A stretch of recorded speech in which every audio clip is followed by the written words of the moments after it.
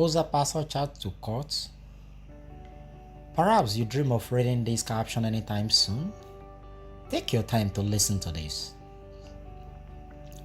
Rape Act is technical definition, which is a penetration without consent. It is technically possible for this to happen many times.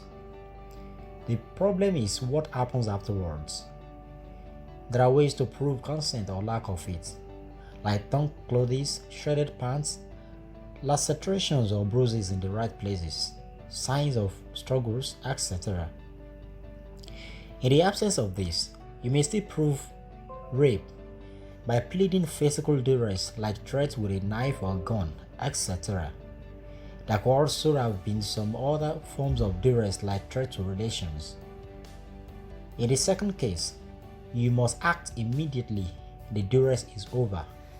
For instance, people raped by armed robbers must report once they are back to normal circumstances and the robbers have fled or are in custody. Afterthought is a big problem here. Evidence of rape like forensic and signs of violence are critical to prove prima facie penetration and lack of consent.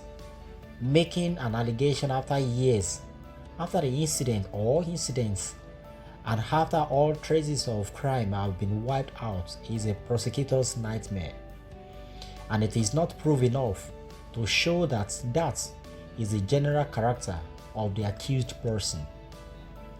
You must prove the specific charge. And as for age, this presents its own problem.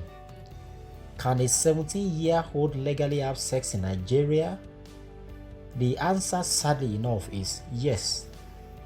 The threshold is indeed not lowest in the whole world. It is a disgraceful 11 years. That is the situation now. And as per the time the incident occurred, it was probably 16.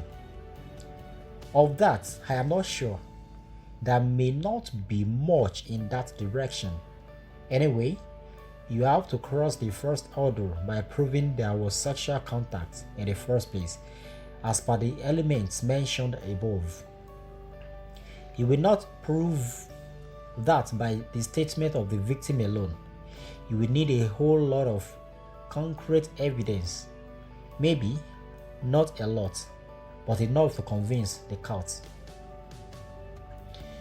If you are a judge and the defendant shows you all kinds of affirmative actions and devotion by the complainant in the aftermath, sleeping in his house, after the rape, and even conducting a marriage, the many years it took for the victim to complain, etc., how will the charge stand out in view of the fact that there is not a single physical proof of the very act of rape itself?